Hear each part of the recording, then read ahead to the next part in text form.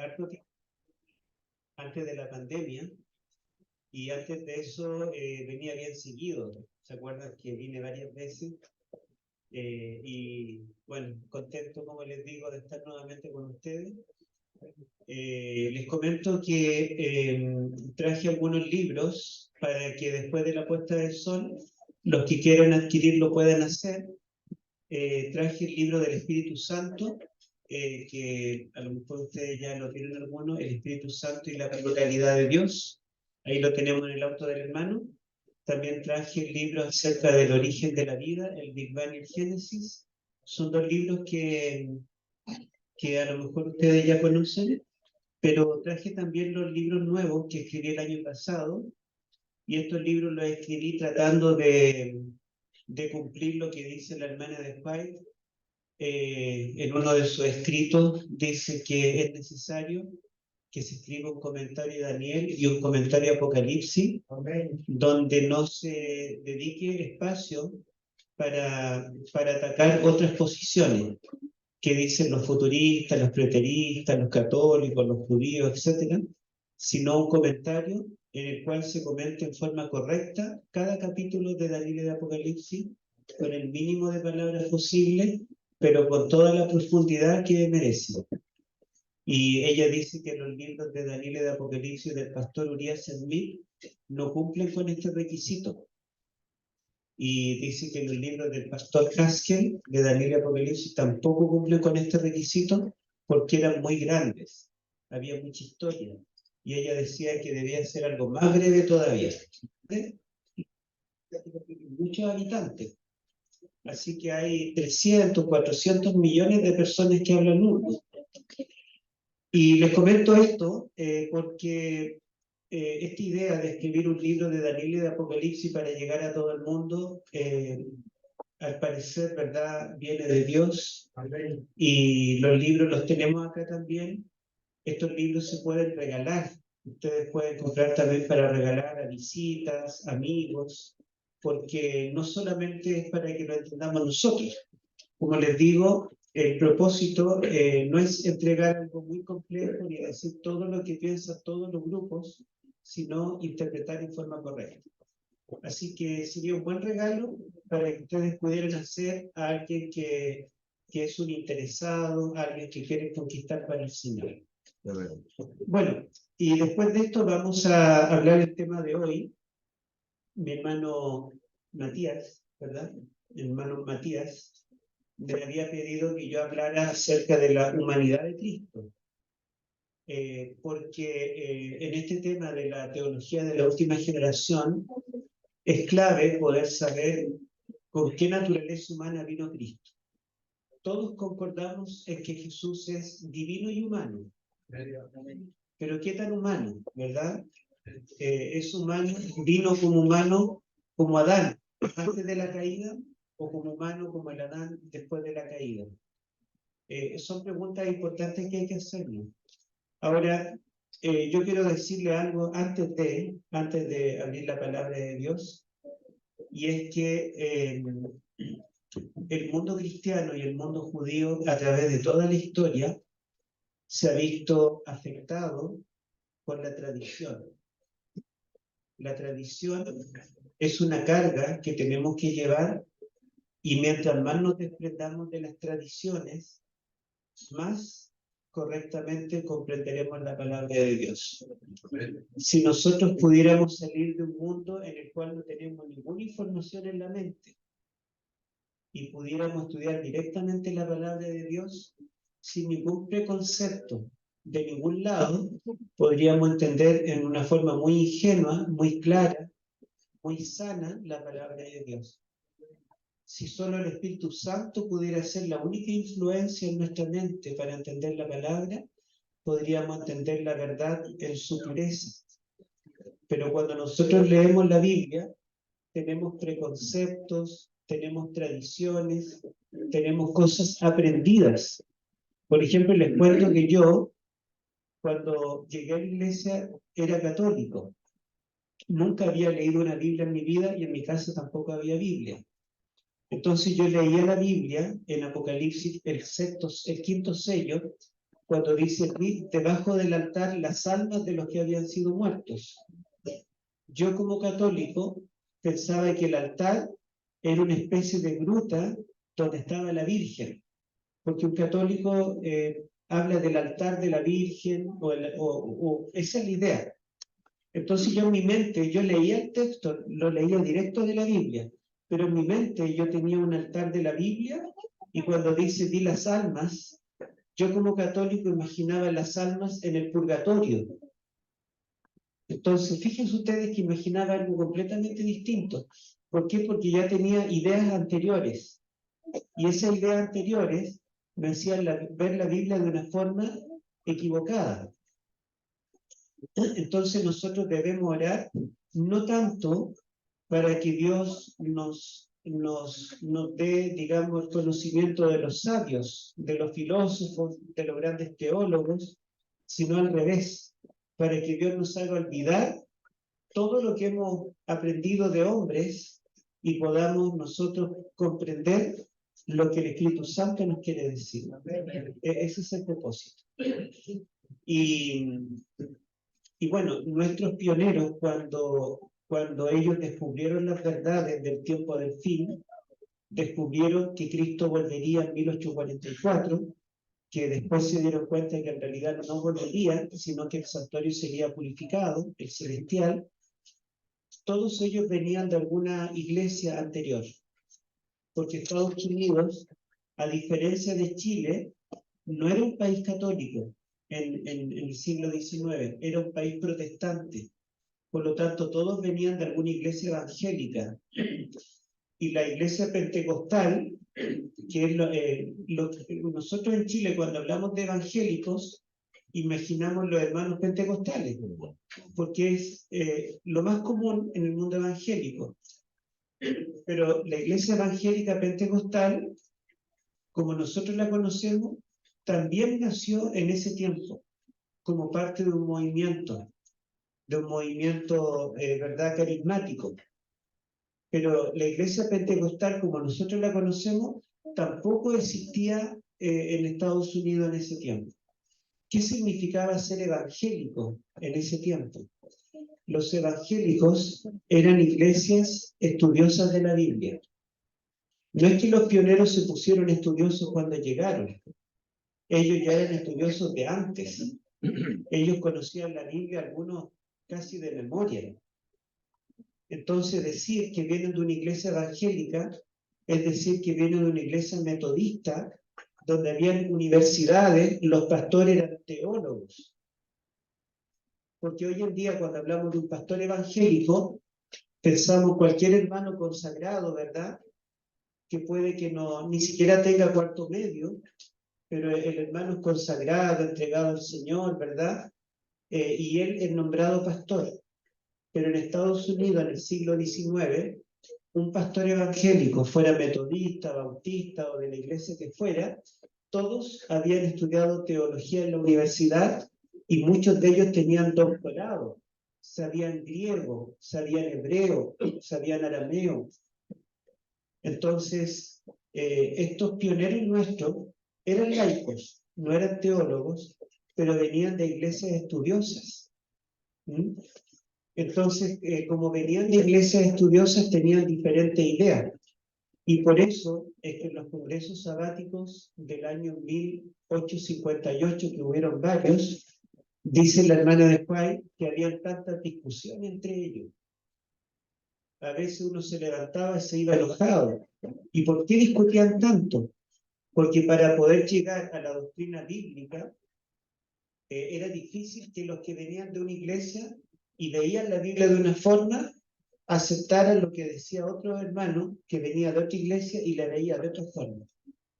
Era una discusión entre grandes, porque como digo, manejaban muy bien la Biblia. Y la mayoría de nuestros pioneros venía de una iglesia evangélica llamada Conexión Cristiana, que era una de las iglesias más estudiosas de la Biblia. La iglesia Conexión Cristiana no aceptaba la Trinidad. Ellos decían que solo el Padre era Dios, Jesús era Dios pero era un Dios creado o engendrado, no era eterno. Y el Espíritu Santo no era una persona, sino que era la fuerza activa de Dios.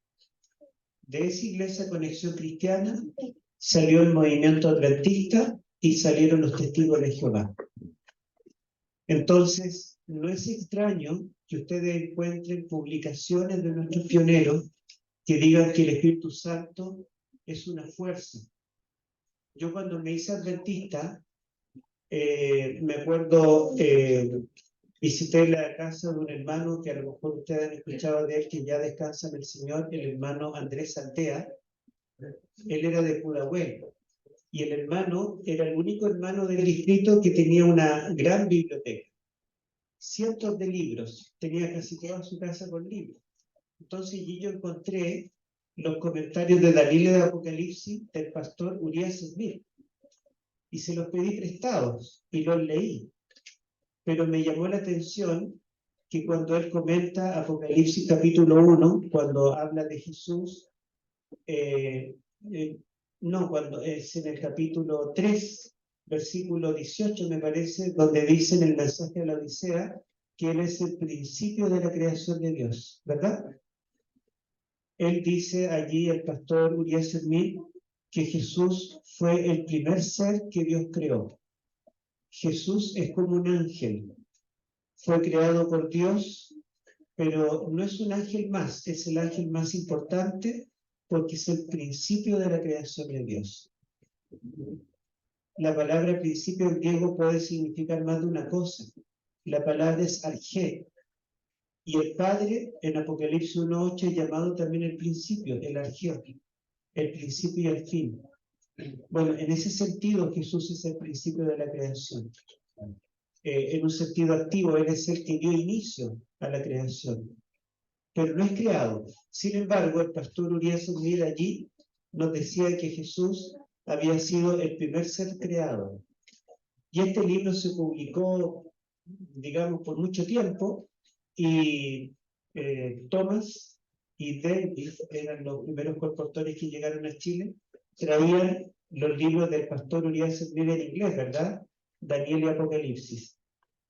Yo prediqué en Valparaíso el sábado, hace 3 sábados antes de irme a Estados Unidos, y anteriormente había ido a Valparaíso, y me acuerdo que me invitó a almorzar una hermana de edad, una viuda, y resulta que esta hermana me contó que ella se había casado con un cura, profesor de teología de la Universidad Católica de Santiago, pero se casó con el cura después que dejó de ser cura. O sea, no es que la hermana tuvo la culpa de sacarlo de cura.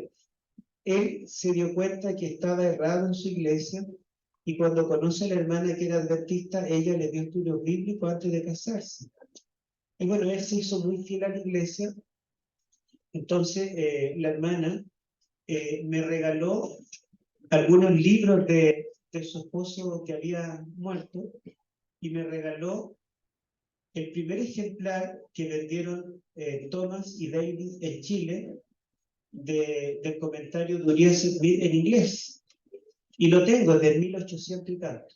Tengo allí el libro que trajeron estos colportores en inglés, un libro grande con hoja amarilla y con dibujito en blanco y negro, donde sale ilustrado allí las bestias y otras cosas. Entonces tengo una reliquia que me regaló esta hermana de Valparaíso, porque su esposo, que había sido cura, cuando se hizo adventista, compró todos los libros de Daniel y de Apocalipsis que encontró. Así que ahí la hermana me hizo algunos regalos. Bueno, entonces fíjense ustedes que esa herencia, aunque la iglesia aceptó la Trinidad en vida de la hermana de White, y la iglesia sacó las creencias fundamentales. Hoy tenemos 28 creencias fundamentales. En tiempo de la hermana de White, la iglesia sacó las 13 creencias fundamentales. Eran menos, ¿verdad? Y después se fueron abriendo, diluyendo. Pero la primera creencia fundamental dice que el Padre, el Hijo y el Espíritu Santo, cada uno de ellos son plenamente divinos. Y son 3 personas diferentes. Y eso lo publicó la iglesia. adventista de la Review and Herald del año 1913, y en esa misma revista la hermana de White publicó también un artículo. Entonces la hermana de White apoyó esto, y bueno, hay muchas citas que lo dicen. Sin embargo, esto no acabó allí, porque ustedes saben que la Iglesia siguió, ¿verdad?, con este conflicto cristológico y neumatológico. Neumatológico porque el Espíritu Santo siguió habiendo, ¿verdad?, personas, pioneros que pensaban distinto, y también la cristología siguió siendo defectuosa. Y esto, ¿verdad?, ha hecho que nuestras doctrinas, aunque son bíblicas, algunas de ellas tengan énfasis errados. O sea, nuestra iglesia, nuestros pioneros no son intachables. Nuestros pioneros cometieron errores. Y yo les pregunto, ¿nuestros teólogos de hoy, del siglo XXI, del año 2023, son intachables en todo lo que publican? ¿Está todo 100% correcto? ¿Alguna vez hemos encontrado algún error en algún folleto de escuela sabática? ¿Hemos encontrado algún error en alguna revista adventista, en alguna publicación? Y lo más probable es que hasta que venga Cristo, nosotros cometeremos errores en cuanto a la comprensión de la palabra de Dios. Yo mismo, en los libros que he escrito, he tenido que revisarlos, ¿verdad? Y ya he sacado varias ediciones de algunos, porque siempre encuentro algún error, algo que mejorar. Incluso a veces me ha pasado, y yo creo que a ustedes también les ha pasado, que algún sermón que predicamos cuando recién llegamos a la iglesia, ahora nosotros nos damos cuenta que nos equivocamos en algo, ¿verdad? Y predicamos con un énfasis diferente. Por lo tanto, la clave no está tanto en saber qué dijeron exactamente nuestros pioneros sobre la naturaleza de Cristo, sino en tratar de descubrir exactamente qué dice la palabra de Dios en relación a la naturaleza de Cristo. Bueno, con esa larga introducción, vamos a pasar aquí a esta diapositiva. Y en cuanto a la naturaleza humana de Cristo, le vamos a preguntar a un médico, ¿ya? Porque los médicos tenemos que estudiar la naturaleza humana. Me acuerdo el profesor de anatomía que tuvimos en la UAP nos decía: ustedes tienen que saber todo de la naturaleza humana, saber cada tendón, cada hueso, cada músculo, porque ustedes tienen que operar, tienen que abrir el cuerpo, y si cortan una arteria, cortan un nervio, lo van a dejar paralítico, lo van a dejar sin sensibilidad, se va a desangrar. Ustedes tienen que conocer milímetro a milímetro el cuerpo humano, así como un ingeniero automotriz conoce detalle por detalle de un vehículo. Ustedes tienen que conocer el cuerpo humano.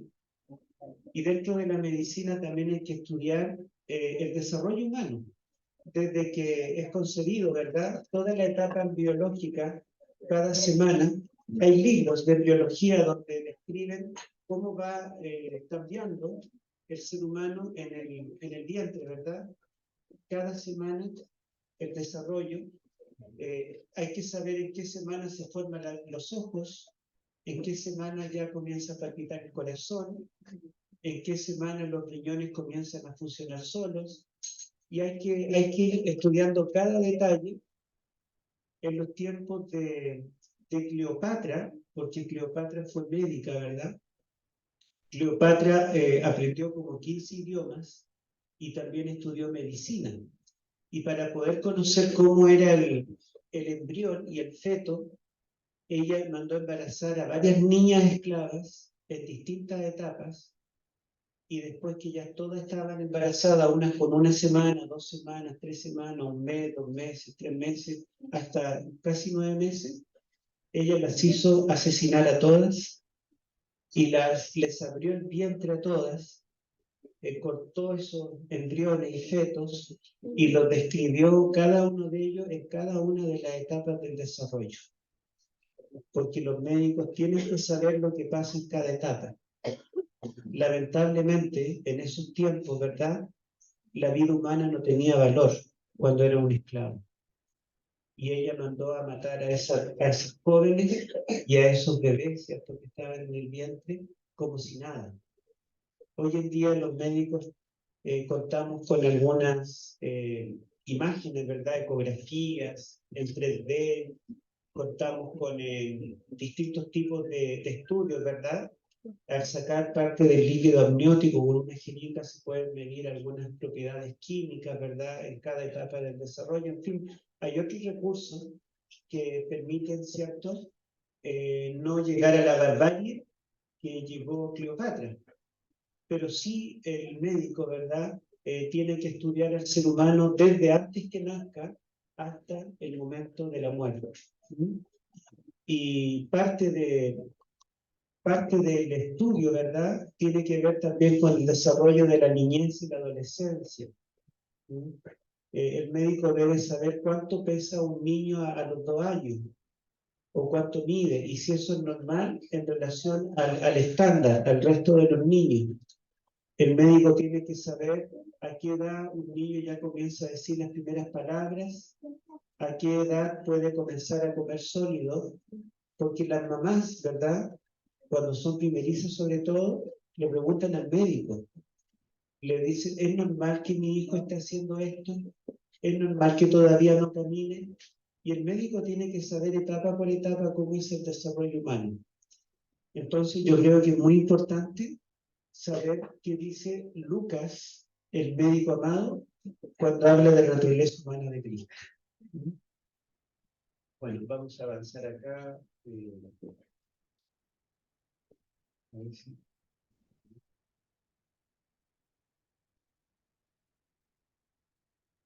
Tal vez no tenga pilas. ¿Tiene pilas? ¿Así el computador? Bueno, vamos a pedirle entonces al hermano si puede avanzar la diapositiva. Ya, ahí. ¿Esa es la primera? Sí. Ya. Bueno, entonces, fíjense que curiosamente, cada evangelista tiene un énfasis distinto. Por ejemplo, cuando leemos el Evangelio de Juan, ¿cuál es el énfasis que él coloca cuando habla de Jesús? ¿Qué enfatiza acerca de Jesús? ¿Alguien me podría decir? ¿Alguien se sabe Juan 1:1? En el principio era el verbo, y el verbo era con Dios, y el verbo era Dios. Fíjense, ¿cuál es la primera afirmación que Juan hace en su evangelio sobre Jesús? La divinidad. Juan enfatiza la divinidad de Cristo.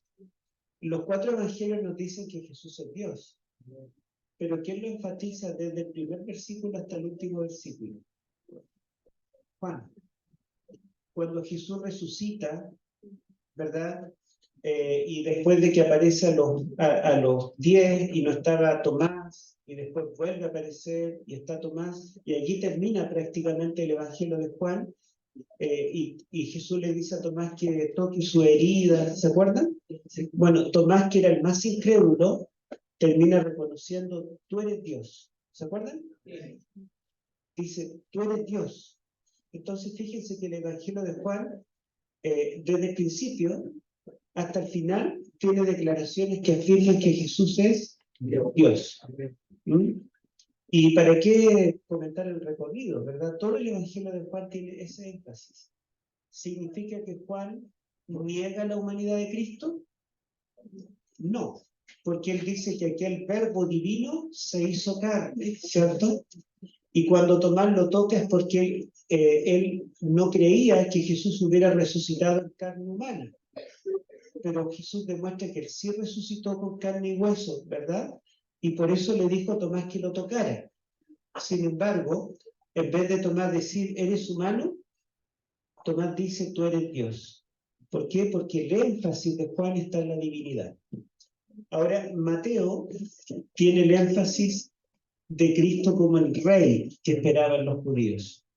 Mateo comienza en Mateo 1:1 diciendo el libro de la genealogía de Jesucristo. ¿Era importante para un rey tener una genealogía que descendiera de David? Sí. para determinar si era un rey legítimo o un sacerdote legítimo, lo primero era revisar la genealogía. Y Mateo comienza así: libro de la genealogía de Jesús, el Cristo, hijo de David, el rey. Por lo tanto, Mateo enfatiza que Jesús es rey. Y Marcos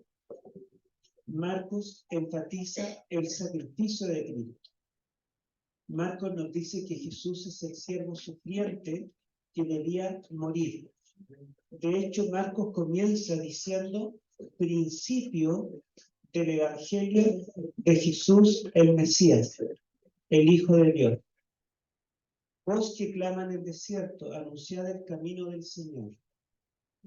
Y la voz que clama en el desierto es la profecía de Isaías 40, ¿recuerdan? Isaías 40 anuncia al siervo sufriente. Isaías 40, ¿verdad? Es la proclamación que vendrá el siervo de Jehová, que llevará nuestros pecados y morirá por nosotros. Entonces, desde el principio, Marcos enfatiza de que Jesús es anunciado por Juan el Bautista en cumplimiento de Isaías 40, 55, que son capítulos que anuncian al siervo sufriente de Jehová. Por lo tanto, cada uno tiene un énfasis, pero no significa que niegan los otros aspectos. Pero si Lucas enfatiza la humanidad, yo creo que Lucas es el evangelio más propicio de investigar para poder descubrir por qué humanidad vino Cristo. Bueno, entonces leemos allí, volvamos atrás. Los griegos, ¿verdad? Lucas, recuerden que Lucas es griego y escribe a los griegos. A veces erróneamente decimos que Lucas escribió su evangelio y hechos a Teófilo, pero no es así. Lucas no escribió su evangelio para Teófilo. Lucas escribió el evangelio y hechos para los griegos, para los gentiles que estaban conociendo a Cristo. ¿Y por qué entonces dice: te lo dedico a ti, oh excelentísimo Teófilo? Porque Lucas era culto, y las personas cultas, cuando escribían un libro, lo tenían que dedicar a un personaje importante. Y la persona importante que elegían para dedicarlo hacía un compromiso previo con el escritor. Supongamos que yo voy a escribir un libro importante y lo quiero dedicar al presidente de la República de Chile. Entonces yo converso con él, le digo, ¿le parece bien que yo escriba un libro dedicado a usted? ¿Y qué significaba que la persona aceptara? Significaba que esa persona iba a pagar la impresión. Decía, ya, me hace uno, ¿no? Ya, ¿cuánto sale? Y yo le decía, sale 10 millones, imprimir una cantidad y distribuirla. Entonces la persona a quien yo dedicaba el libro era el que se encargaba de pagar el editor, el impresor, ¿verdad? En ese tiempo los copistas, de comprar los materiales y también distribuirlo. Entonces, en el momento del lanzamiento del libro, estaba allí el Señor, porque siempre tenía que ser alguien culto y rico, a quien se dedicaba un libro. Estaba presente el Señor y estaba presente el escritor. Entonces el escritor hacía una reseña y este señor invitaba a toda la gente de linaje, todos sus amigotes, ¿verdad? Los empresarios, los ricachones, los invitaba allí y él entonces lo daba a conocer y se encargaba de que el libro se vendiera. Entonces, cuando Lucas dice que él escribe el Evangelio y escribe hechos dedicado al excelentísimo Teófilo, él lo que está diciendo es que Teófilo es el patrocinador. Teófilo se va a poner con la plata. Sería bueno así, porque yo habría escrito 20 libros. Si tuviera alguien que los pagara, ¿verdad? La impresión y todo lo demás. Pero en los tiempos bíblicos era así. Entonces Teófilo era el que lo iba a dar a conocer. Pero el Evangelio de Lucas fue escrito con el propósito de que todos los gentiles pudieran conocer a Cristo.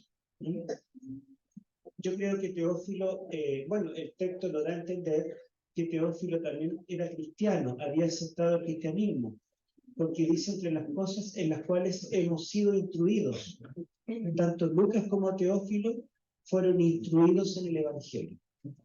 Y bueno, como este evangelio y hecho fue dirigido a los griegos tendrían problema en aceptar a algún ser como divino. ¿Eran monoteístas los griegos? No. ¿Creían solo en un dios? No, ellos creían en muchos dioses. ¿Se acuerdan cuando Pablo y Bernabé predicaron entre los griegos y hicieron un milagro en el nombre de Cristo? Ellos dijeron, oh, dos dioses, y los querían adorar y ofrecerle tributo. Y Pablo les dice, no, no somos dioses, somos humanos. Porque los griegos no tenían ningún problema con aceptar a más dioses. Incluso en Atenas, ¿se acuerdan que Pablo dice que se maravilló viendo tantas imágenes de tanto Dios? Incluso había un pedestal sin imagen que decía el Dios no conocido, por si acaso apareciera uno nuevo. O sea, siempre estaban dispuestos a aceptar todos los dioses que vinieran. Y si Lucas enfatizara que Jesús es Dios, no tiene mucho sentido porque los griegos no tendrían ningún problema en aceptar que Jesús es Dios. Pero sí los judíos. Por eso Mateo y Juan, que son judíos, enfatizan la divinidad de Cristo. Ahora, ¿cuál sería el problema para un griego en aceptar a Cristo? A ver, ¿alguien puede imaginar? ¿Ah? Que fue humano, claro. Porque los griegos separaban lo divino con lo humano. Lo divino, el lugar celestial que ellos llamaban el topos Uranus, era algo que no podía juntarse con la tierra. El mundo celestial era el mundo de las ideas. Lo único que había de celestial en este mundo era aquello que no era humano, que no era visible. Las ideas era algo no material, por lo tanto podía ser algo de origen divino. Nosotros podíamos tener algo de origen divino, que sería el alma, según ellos, una parte inmaterial, invisible, porque todo lo material, todo lo visible, todo lo corporal, era malo. No conjugaban. ¿Se acuerdan cuando Pablo predica en Atenas de Jesús? Los griegos estaban felices. Pero cuando les dijo Jesús resucitó en carne humana, todos se fueron. Le dijeron, eres un charlatán, en otro momento te oiremos. Y lo rechazaron. Porque ellos no podían aceptar que hubiera una persona divina que fuera también humana. Incluso en el primer siglo aparecieron los protonósticos que decían que Jesús era 100% Dios, pero 0% humano. ¿Y cómo explicaban que Jesús, en verdad, podía estar con la gente como un humano? Ellos decían, bueno, Jesús tenía apariencia de humano. Y ese grupo se llamaron los docetistas, porque dokein en griego significa apariencia, aparentar. Entonces Jesús parecía humano, pero si alguien de ustedes chocaba con Jesús, lo traspasaba porque no tenía masa, decían los docetistas. Y cuando Jesús caminaba por la arena, no dejaba huellas, porque los docetistas decían que él parecía un humano, pero en realidad no era humano. Y los gnósticos decían que Jesús, habían dos Jesús.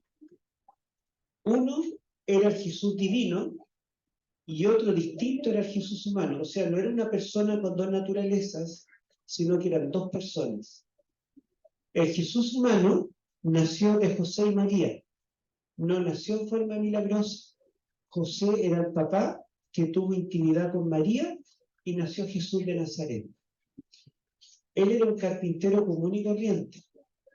Pero en el momento del bautismo, el Jesús divino que era espiritual, lo poseyó, así como cuando un espíritu posee a alguien, y por eso es que el Jesús de Nazaret podía hacer milagros, porque era el Jesús divino que había poseído al Jesús humano. Pero en el Getsemaní, cuando oró, Jesús se acobardó y se fue al cielo, arrancó y dejó al Jesús humano solo. Entonces Jesús divino no estuvo siempre con el Jesús humano, sino que recién vino a él en el momento del bautismo y se raptó en el momento de la oración del Getsemaní. Eso decían los gnósticos, porque no podían concebir que lo humano y lo divino pudieran cohabitar en una misma persona. Así que, ¿cuál debe ser el énfasis de Lucas en su Evangelio? El énfasis debe ser el que Jesús fue humano, ¿verdad? Fue plenamente humano. Bueno, vamos a ver la siguiente. Fíjense que Lucas, solo 2 evangelios nos narran el nacimiento humano de Jesús. Solo 2, Mateo y Lucas. Pero Mateo lo pasa rapidito.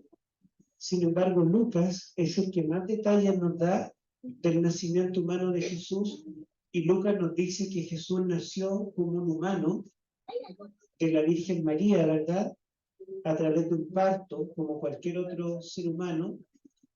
Y no solo eso, sino que Lucas también nos dice como médico que Jesús crecía y se desarrollaba, ¿verdad? En sabiduría, en estatura y en gracia para con Dios y los hombres. O sea, Jesús tuvo un desarrollo como cualquier niño.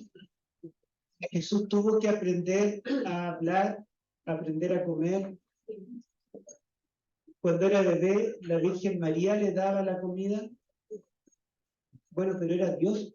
¿Y cómo Dios iba a depender de alguien? No, es que era humano, ¿verdad?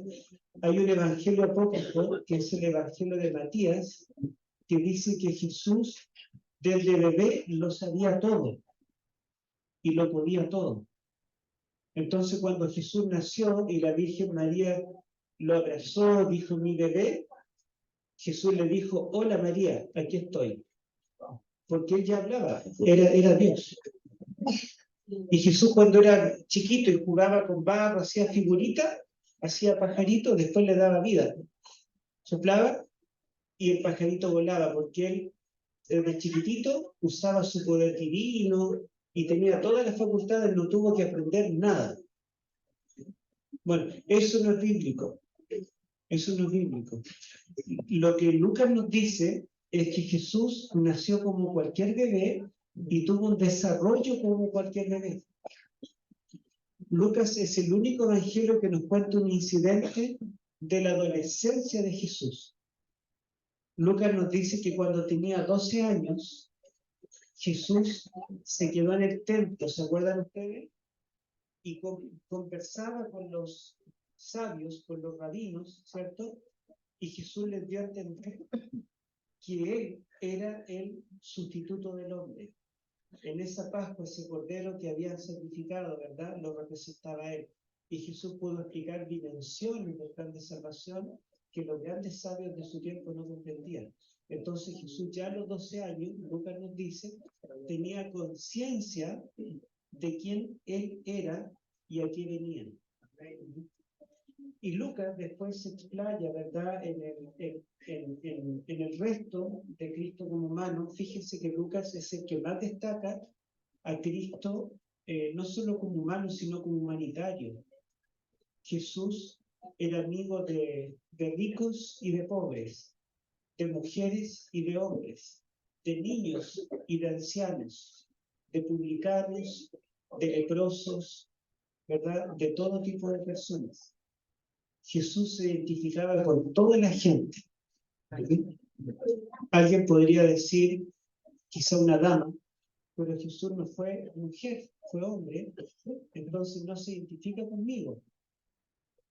Una persona de la tercera edad podría decir: Jesús nunca jubiló porque murió joven, entonces Jesús no se identifica con una persona mayor, pero sí se identifica porque él no necesitaba vivir en género masculino, género femenino y vivir hasta 100 años para identificarse con todas las etapas del ser humano, sino que, ¿verdad?, él vivió plenamente como humano y compartió y aceptó, ¿verdad?, a todo tipo de personas. Entonces Jesús nos comprende y no necesitaba ser mujer y ser hombre a la vez, no necesitaba ser joven y llegar a viejo, necesitaba humanizarse, ¿verdad?, comprender a los demás y ayudar a los demás, y eso es lo que Lucas nos deja. Jesús fue plenamente humano y se identificó con todo tipo de personas, de todas las edades. Y también Lucas enfatiza que el Jesús que muere en la cruz fue un Jesús humano y el Jesús que resucita fue humano. Lucas, en el capítulo 24, nos dice que cuando resucita, y los apóstoles la primera vez que lo ven resucitado dicen, es un fantasma, ¿se acuerdan? Jesús le dice, no, yo tengo carne y hueso.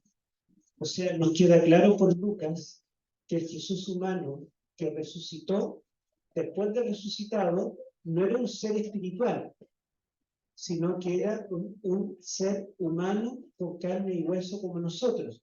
Y como ellos no creían, Jesús les dijo, ¿tienen algo de comer? Y Jesús comió un pedazo de pescado con miel, ¿verdad? ¿Han comido pescado con miel arriba? Dulcecito. Bueno, Jesús comió pescado con miel y de esa forma les demostró que era de carne y hueso. Y Lucas finalmente, cuando termina, dice que Jesús, al ascender a los cielos, extiende las manos y los bendice, y dice que ellos debieron ir al cielo. Por lo tanto, no solamente van en su vida terrenal, sino que Lucas nos dice que cuando se va al cielo, se va también como un humano. Y Lucas era compañero de misiones ¿de quién? De Pablo. Y Pablo, que es el apóstol de los gentiles, y Lucas, ¿verdad? El apóstol que le escribe a los gentiles, Pablo nos dirá que tenemos un Dios y un mediador entre Dios y los hombres, Jesucristo, hombre. O sea, Jesús está intercediendo por nosotros en el santuario celestial con naturaleza humana como nosotros. Y Apocalipsis, el capítulo 7, nos dice que por la eternidad el Cordero nos pastoreará. Y si nosotros somos el rebaño del Señor y nos va a pastorear un Cordero, significa que el que nos va a pastorear tiene nuestra naturaleza. Porque los corderos son pastoreados por humanos o por perros, pero aquí será pastoreados los corderos por otro cordero. Esto quiere decir que Jesús, por la eternidad, tendrá nuestra naturaleza humana. Entonces la pregunta es, ¿la naturaleza humana de Jesús es idéntica a la nuestra en todos los aspectos o Lucas ve alguna diferencia en la naturaleza humana de Jesús? Eso es lo que tenemos que ver. Avancemos. Comenzamos con el nacimiento. Aquí tenemos el texto y yo voy a pedirle a Germán, si lo pueden leer, por favor, mira, lo puede leer allí. ¿Sí?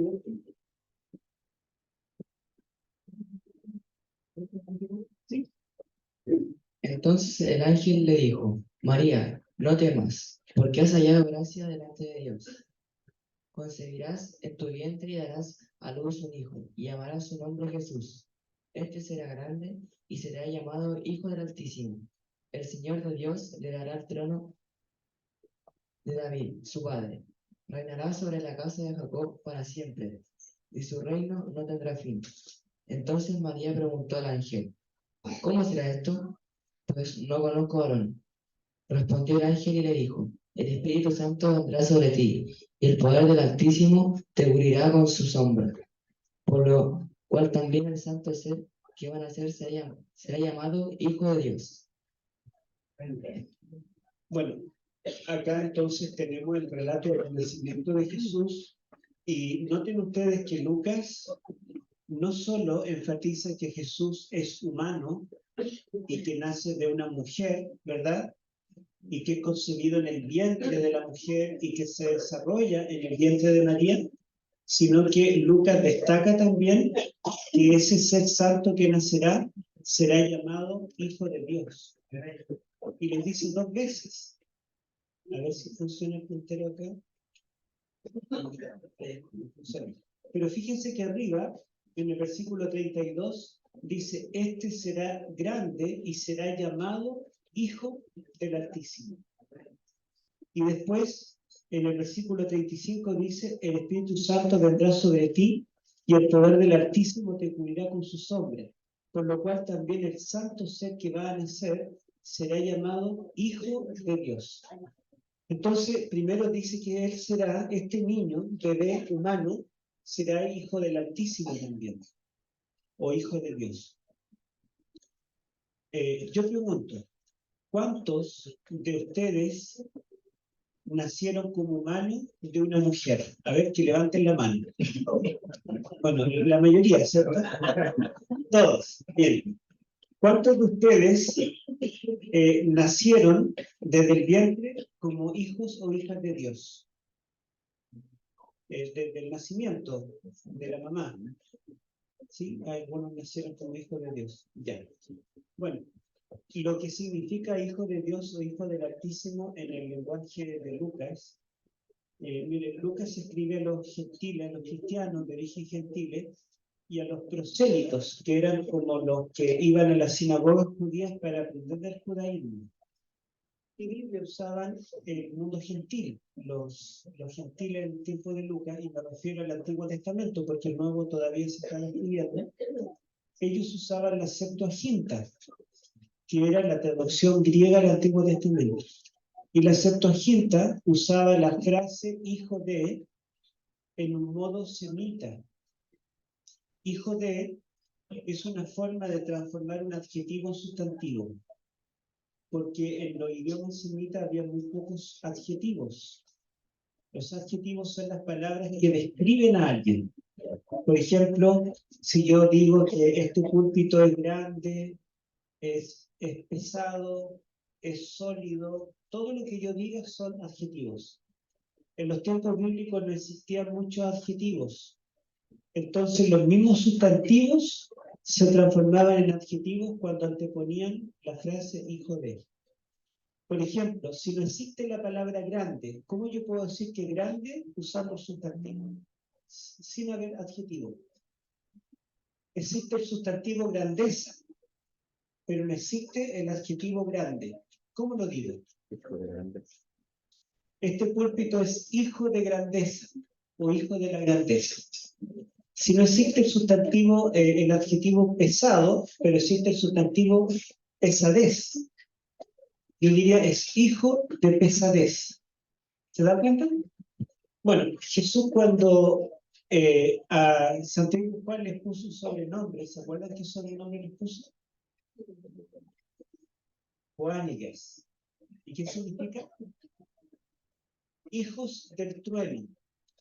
Esto quiere decir que ellos fueron engendrados por un trueno y no por una mujer, ¿o no?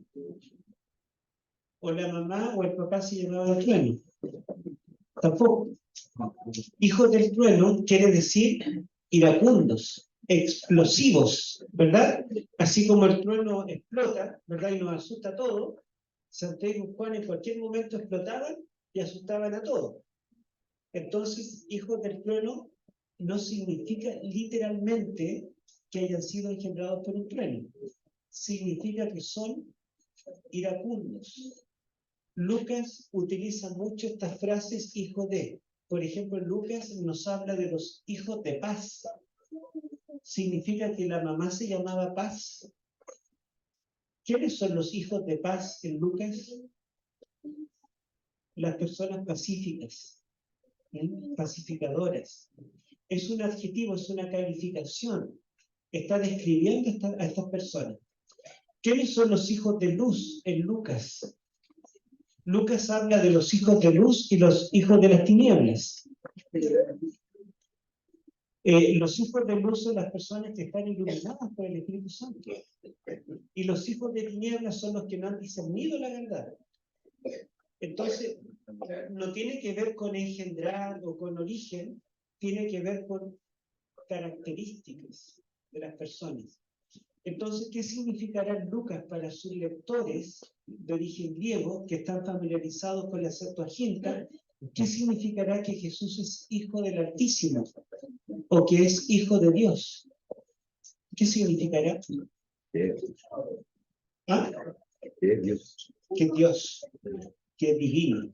Si yo quiero decir que este púlpito es pesado y no existe la palabra pesado, pero digo que es hijo de pesadez, estoy diciendo que es pesado. Si yo quiero decir que Jesús es Dios y no existe un adjetivo para decir divino, entonces yo digo es hijo de Dios o hijo del Altísimo. Entonces yo me di cuenta de una cosa que Lucas lo coloca en el capítulo 1. Y es importante el capítulo 1 de cada libro de la Biblia, porque el capítulo 1 introduce el resto del contenido. El capítulo 1 siempre es programático para entender el resto del contenido. O sea, el capítulo 1 nos da el programa, la pauta, para entender a la persona de Jesús en el resto del Evangelio. Si Lucas nos dice que este niño que nacerá de María, está diciendo que es humano. Pero si dice que cuando nazca será llamado Hijo de Dios, está diciendo que es divino. Entonces yo les pregunto, ¿cuántos de aquí son humanos y han nacido de una madre humana? ¿Cuántos de aquí también son dioses o dioses? Que levanten la mano. Ninguno. Nosotros no somos dioses. Entonces, Jesús, según Lucas, ¿tiene alguna diferencia con nosotros? La tiene, ¿verdad? La tiene. La diferencia es que nosotros no nacemos de mujer. ¿Será esa la diferencia? No. ¿Será que nosotros no nos formamos en un vientre? No. La diferencia es que nosotros no somos Dios. Jesús nació llevando dos naturalezas en su persona. La naturaleza humana y la naturaleza divina. Miren, cuando uno tiene dos profesiones, a veces es difícil. Por ejemplo, en algunos lugares, yo no quiero decir que soy médico, porque en algunos, por ejemplo, si voy a comprar algo a una tienda y me presento como médico, la persona automáticamente dice los médicos tienen plata, pero no saben que yo trabajo gratis, porque yo trabajo gratis en el Centro Médico Adventista que es fundado aquí en Concepción, no cobro nada. Entonces piensan que tienen plata y siempre le van a dar lo más caro, pero yo siempre ando buscando lo más económico. Entonces prefiero no decir que soy médico, pero a veces me conviene decir que soy médico. En la pandemia, por ejemplo, cuando decían, no puede viajar si no tiene las vacunas, no puede, yo les mostraba en mi credencial y les decía que yo soy médico. Ah, pase. Y ahí podía viajar, ¿verdad? Y no tenía problema. Entonces a veces me conviene decir que soy médico, otras veces no me conviene decir que soy médico. Bueno, hay que lidiar, ¿verdad?, con lo que uno es. Pero ¿alguno de nosotros está lidiando con tener una naturaleza divina y una humana? Que ustedes son Dios y tienen poder para resucitar a un muerto y en ese momento no lo deben resucitar, pero ustedes, bueno, soy Dios, lo puedo resucitar. O si está lloviendo, ¿verdad? Y los hermanos no van a venir la tarde por la lluvia, entonces si alguno de nosotros fuera Dios, diría ya, paró la lluvia y voy a hacer que salga el sol y haga 30 grados. Y si alguno de ustedes es Dios y lo puede hacer, es un problema porque ustedes no quieren intervenir, ¿verdad? En los planes de su padre. Pero usted es Dios y lo puede hacer. Entonces Jesús tenía que lidiar, ¿verdad?, continuamente con que él era humano, pero también era divino. Jesús veía como humano el dolor de la gente y Jesús lloró con la gente, pero también era Dios y él podría acabar con el dolor, pero él venía a cumplir un plan de salvarnos. Él como Dios podría haber solucionado todos los problemas de su tiempo, pero si él no muere en la cruz por nosotros, estaríamos perdidos. Habría hecho a toda la gente feliz, le habría respondido a todos sus pedidos como Dios. Él tenía el poder, pero esas personas se habrían perdido para siempre. Entonces Jesús tenía que ocupar su poder divino solamente cuando el Padre se lo permitiera. Y yo no sé si ustedes podrían aguantar una naturaleza tan poderosa sin usarla, sobre todo cuando ven a alguien sufrir. Piensen ustedes. ¿Mm? Es como, por ejemplo, si ustedes son karatecas cinturón negro y viene alguien, lo va a saltar con un corta uña y lo amenaza, ¿verdad? Y ustedes dicen, bueno, yo doy 2 movimientos, le hago una llave y lo tiro lejos. Pero usted, ¿verdad? No quiere usar. Usted fue karateca, le pegó un montón de gente, pero se convirtió, ahora no quiere pegarle a nadie. Entonces es difícil retenerse, ¿verdad? Y no usar su capacidad como karateca si usted es karateca también. ¿Se da cuenta? Entonces Jesús tenía una lucha constante por retener una naturaleza que nosotros no tenemos. Porque Jesús era humano como nosotros, pero nosotros no somos divinos como Jesús. Así que Lucas nos dice esa diferencia. Bueno, después Lucas, a ver si avanzamos, hermano, ahí. Bueno, la puse en otra versión, pero avancemos. Avancemos, bueno, vamos a avanzar, no me voy a detener lo que significa, ¿verdad? Vamos a avanzar eso también. Y bueno, la palabra santo, lo que quiero destacar, si ustedes se ven, acá está toda la Biblia en griego, la Septuaginta y el Nuevo Testamento en griego, y en rosado están los libros del Nuevo Testamento y en verde los del Antiguo. Ustedes pueden ver acá en la izquierda que solamente están los libros del Nuevo Testamento. Y del Nuevo Testamento, ¿cuáles son los libros que más veces utilizan la palabra santo? Bueno, está en inglés, Acts, que significa Hechos de los Apóstoles. ¿Quién escribió Hechos de los Apóstoles? Lucas. Después viene Apocalipsis, que a cada rato dice que ve a un santo, o que cantan santo, santo, santo, o adoran a Dios como el santo. La palabra santo aparece mucho en Apocalipsis, ¿verdad? Y en tercer lugar, el Evangelio de Lucas. Fíjense ustedes que Hechos de los Apóstoles de Lucas y el Evangelio de Lucas están entre los 3 libros del Nuevo Testamento que más veces usan la palabra santo. Entonces, Lucas es una palabra clave, no solo en el Evangelio, sino también en los Hechos de los Apóstoles.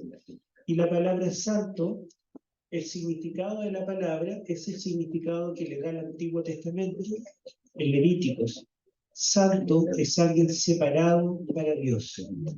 Cuando el ángel Gabriel le dice, este niño que nacerá será santo desde el vientre, por lo cual será llamado Hijo de Dios.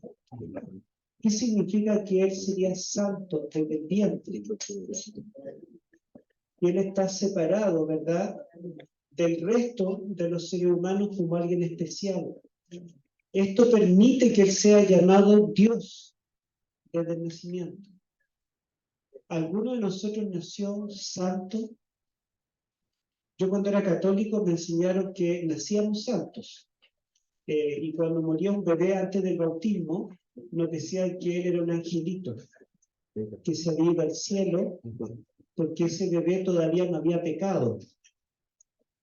Me decía mi mamá, no es un angelito, es un santo. Y se enterraba en un cajón blanco, porque él todavía no tenía manchas.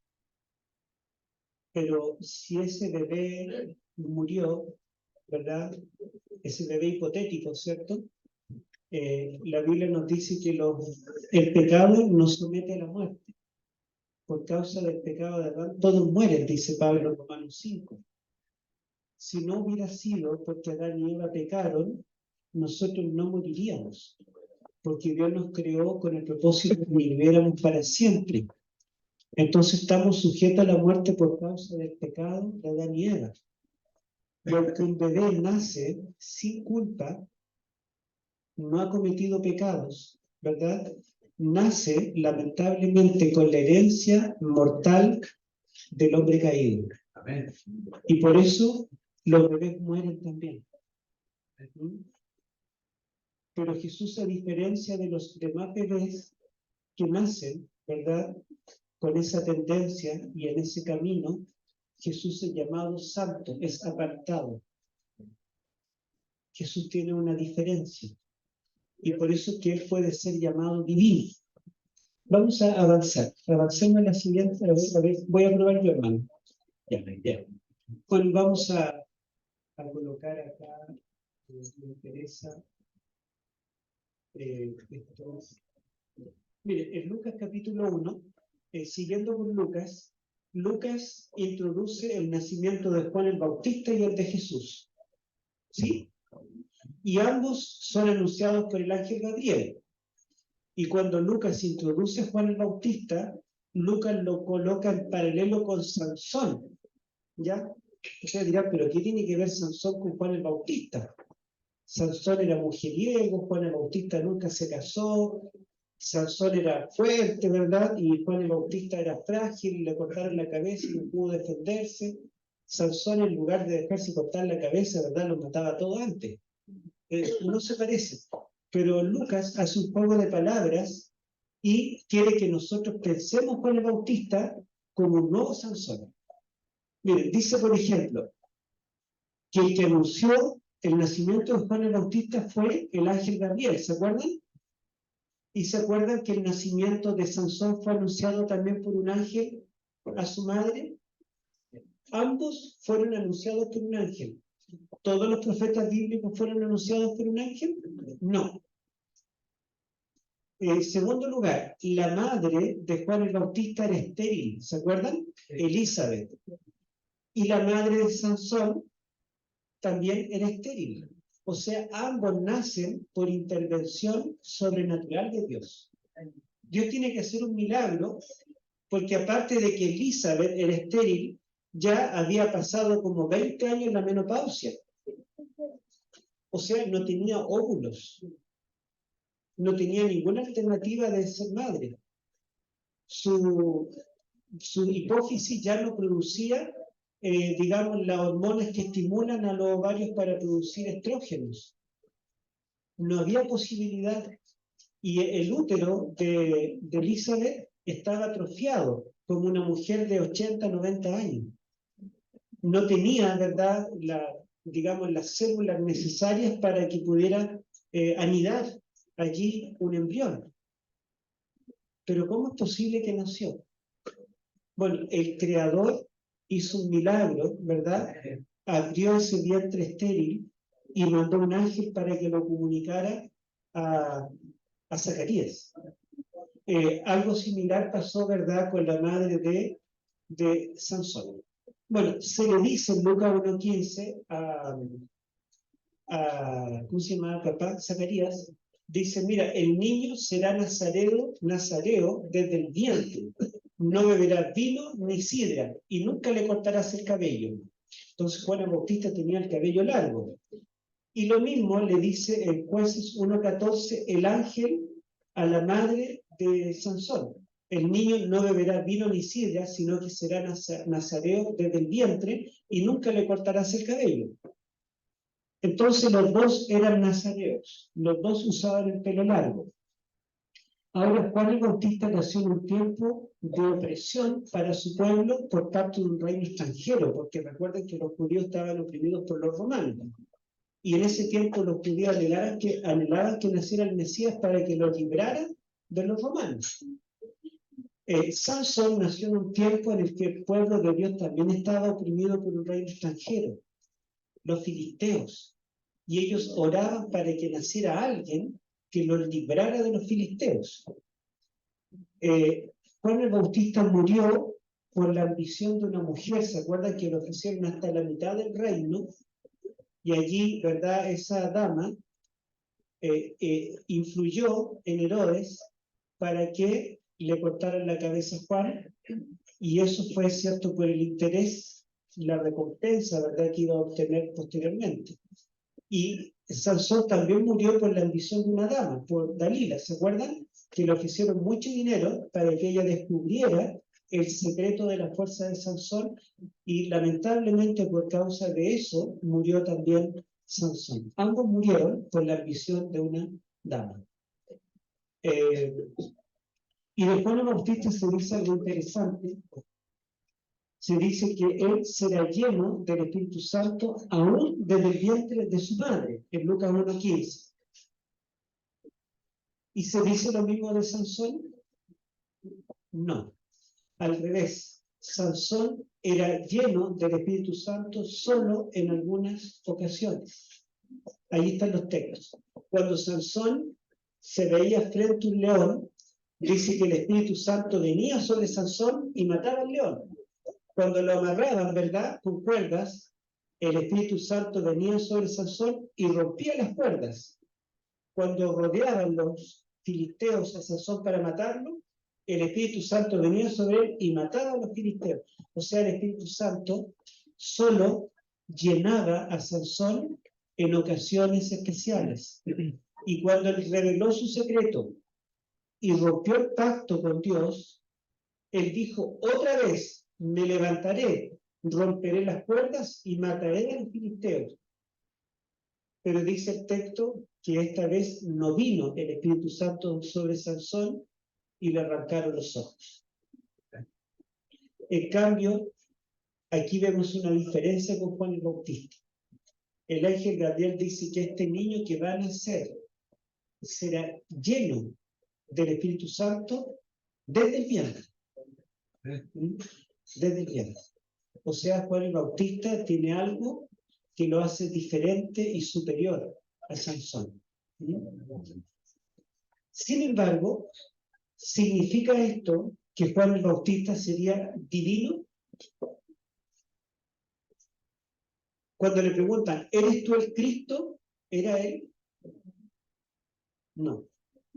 Veamos entonces la comparación entre el nacimiento de Juan el Bautista y el nacimiento de Jesús. Ambos fueron anunciados por un ángel y ambos fueron anunciados por el mismo ángel. Fíjense que el ángel Gabriel en toda la Biblia solo anuncia el nacimiento de dos personas. De Juan el Bautista a su padre y de Jesús a su madre.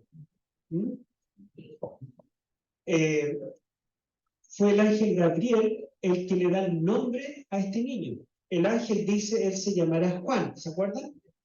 No fue decisión ni de Zacarías ni de Elizabeth. También fue el ángel Gabriel el que designa el nombre a Jesús. No lo colocó María ni José. Son iguales. Zacarías duda, ¿se acuerdan? Es que mi mujer ya tiene 90 años, yo también, es estéril. ¿Cómo? Pero duda. En cambio, María, que era una jovencita, creyó automáticamente. Vemos una diferencia, ¿verdad? Después, Zacarías era hombre, María era mujer. Zacarías era anciano, era digno, tenía experiencia, sabiduría. En cambio, María era una jovencita adolescente. Zacarías era sacerdote, era una persona consagrada. María era una joven común y corriente, una dueña de casa. Zacarías recibe la visita del ángel cuando estaba en el templo. María cuando estaba en su casa, que era una casa común y corriente. O sea, aparentemente Zacarías tenía todas las ventajas y María todas las desventajas, pero ella creyó y él dudó. De Juan Bautista, en el versículo 15, dice que él será grande delante de Dios. Y de Jesús dice que este será grande y será llamado Hijo del Altísimo. Mientras Juan sería grande delante de Dios, Jesús sería Hijo de Dios. Juan será lleno del Espíritu Santo aún desde el vientre de su madre, y de Jesús dice que el Espíritu Santo vendrá sobre ti, el poder del Altísimo te cubrirá con su sombra, por lo cual también el santo ser que nacerá será llamado Hijo de Dios. Y Juan el Bautista es engendrado por Zacarías y Elizabeth. Jesús es engendrado por el Espíritu Santo y nace de una mujer que es virgen. ¿Quién más nació de una virgen acá? Nadie en la historia humana, ¿verdad? Jesús nació de una mujer virgen que no tuvo una concepción, ¿verdad?, con un hombre. No hubo la unión de un óvulo con un espermatozoide, sino que este bebé fue engendrado por el Espíritu de Dios y María fue la que lo albergó, creció, se desarrolló en su vientre y nació de ella. Vamos a avanzar. Bueno, luego Lucas, en el mismo capítulo 1, nos lleva al momento cuando lo presentan en el templo. Dice, cumplidos los 8 días para circuncidar al niño, le pusieron por nombre Jesús, el cual le había sido puesto por el ángel antes de que fuera concebido. Cuando se cumplieron los días de la purificación de ellos, es decir, cuando Jesús tenía 40 días de nacido, conforme a la ley de Moisés, lo trajeron a Jerusalén para presentarlo al Señor. Y para ofrecer, conforme a lo que dice la ley del Señor, un par de tórtolas o 2 palominos. Acá nos está diciendo que Jesús a los 8 días fue circuncidado como cualquier niño varón, y que a los 40 días fue presentado en el templo y se hicieron sacrificios como cualquier niño de Israel. En Lucas 1, 21 al 24, bueno, es lo mismo, ¿verdad? Que está en otra versión, y acá tenemos vamos a ver, el desarrollo. Bueno, tanto de Juan el Bautista como de Jesús se dice que ellos crecían, se fortalecían, ¿verdad? Y se desarrollaron. Ahora, después del nacimiento, de la presentación y de hablar que se desarrolló, Lucas se salta a los 12 años del nacimiento de Cristo. Y aquí es interesante, porque los 12 años de Jesús, si ustedes tuvieran que recordar algún incidente de su vida a los 12 años, quizá algunos dirían a los 12 años por primera vez fui a Fantasilandia, o a los 12 años me celebraron un cumpleaños, o a los 12 años con mis papás viajamos al sur, o a los 12 años me subí un avión, o a los 12 años anduve en tren. O sea, si tuviéramos que recordar alguna experiencia como importante, solo una, nos podríamos pensar cuál de las experiencias fue la más importante. Y Lucas menciona una experiencia de Jesús a los 12 años. Si solo menciona una, es porque él está destacando lo más importante. Y fíjense que dice allí que él se les pierde a José y María, y cuando lo encuentran en el templo, él responde con estas palabras: ¿no sabíais que en los negocios de mi padre me es necesario estar? Y luego se salta a los 30 años de edad. Pero lo que destaca acá es que las primeras palabras que escuchamos de Jesús, él está diciendo que Dios es su Padre. En otras palabras, a los 12 años, Jesús ya tenía conciencia de que él era divino y humano. ¿Sí? Y ella destaca esa diferencia, la destaca. ¿Sí? Eso es muy significativo, porque Jesús está diciendo que él es divino y él es humano. Luego se salta inmediatamente, ¿verdad?, a los 30 años cuando es bautizado. Y cuando se bautiza, el Padre declara: tú eres mi Hijo amado. En otras palabras, la primera vez que Jesús habló, dijo: Dios es mi Padre. Y la primera vez que escuchamos hablar al Padre, dice: Él es mi Hijo. Entonces, a pesar de que Lucas destaca la humanidad de Cristo, Lucas continuamente destaca que es una humanidad que al mismo tiempo comparte la naturaleza divina. ¿Sí? Bueno, y acá tenemos, yo le pregunto, hermanos, y voy a preguntarle sí abiertamente, ¿terminamos en unos 10 minutos destacando lo más importante o terminamos el tema en la tarde antes de hablar del tema de salud y lo explayamos un poquito más detenidamente? No sé qué piensan ustedes. ¿Lo terminamos ahora? Ya, lo terminamos. Bueno, Elena después dice que Jesús, a ver, cuando el Padre dijo que él era su hijo, Satanás estaba presente en el bautismo, y Satanás tenía claro de que Jesús, además de humano, era divino. No voy a leer la cita de la hermana de White, vamos a leer acá. No lo voy a leer todo este texto en Lucas 3, solamente quiero destacar un punto. Que Lucas habla del bautismo. Cuando Dios dice arriba, en el versículo 22, tú eres mi hijo amado, en ti tengo complacencia. Pero Lucas une el bautismo con la genealogía. Fíjense que Mateo coloca la genealogía antes del nacimiento de Jesús. Pero Lucas la une con el bautismo, cuando ya tenía 30 años. Y Lucas nos dice que el Padre declara que Él es su Hijo amado, e inmediatamente continúa diciendo Jesús, al comenzar su ministerio, era como de 30 años, hijo según se creía de José. Donde dice según se creía, en griego dice de acuerdo a la ley. Entonces Jesús es llamado Hijo de Dios, y después dice que Jesús era hijo según la ley de José, hijo de Elí, hijo de Matat, hijo de Leví.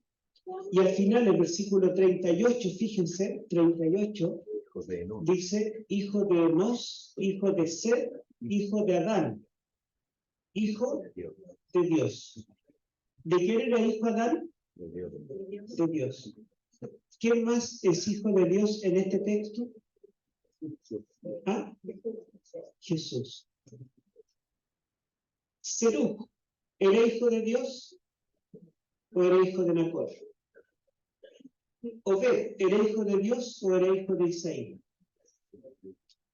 Entonces Lucas comienza diciendo que Jesús es hijo de Dios y según la ley, hijo de José, y termina diciendo que Adán es hijo de Dios. ¿Qué querrá decirnos en esto? ¿Por qué juntó el bautismo con esa declaración del Padre con la genealogía, que termina en un hombre que es llamado hijo de Dios? ¿Qué nos querrá decir? Que el único hombre con el cual podemos comparar a Jesús es ¿con quién? Con Adán. Porque solo Adán fue hijo de Dios y solo Jesús es llamado hijo de Dios. ¿Mm? Ahora, ¿significa que Adán es divino? No, porque aquí está hablando en una genealogía de quién procede cada persona, ¿verdad? Podemos decir que Seth viene de Adán porque Adán le dio la vida, lo engendró.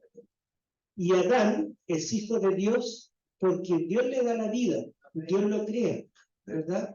Entonces Adán es un engendro divino, es alguien que crea a Dios directamente. No nace de una mujer y de un hombre. Jesús es hijo de Dios porque proviene de Dios, el Espíritu Santo lo engendró en María, pero además porque Jesús es divino. En el texto griego original hace una diferencia cuando dice que Jesús es hijo de Dios y Adán es hijo de Dios.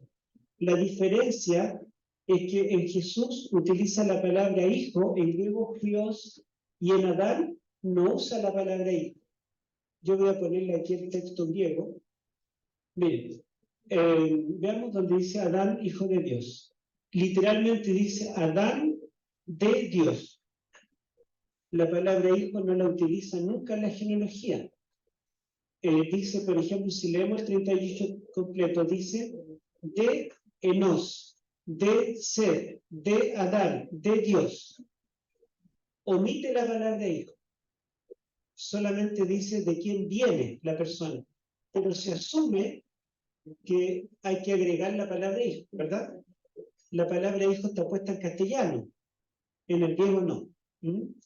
Es, por ejemplo, si dicen que yo soy de Leandro, mi papá se llamó Leandro y él es de Juan, mi abuelo se llamó Juan. Pero nosotros entendemos que cuando yo digo que soy de Leandro, estoy diciendo que soy hijo de Leandro y mi papá es de Juan, es hijo de Juan. Eso es lo que hace el texto griego. Vamos a retroceder. Entonces, comienza diciendo que Jesús es hijo de Dios. Según la ley es hijo de José, y José es hijo de Elí, y finalmente Adán es hijo de Dios, o es de Dios, ¿verdad? Ahora Adán es hijo de Dios, o fue creado por Dios, ¿con pecado o sin pecado? ¿Cómo lo creó Dios? Sin pecado.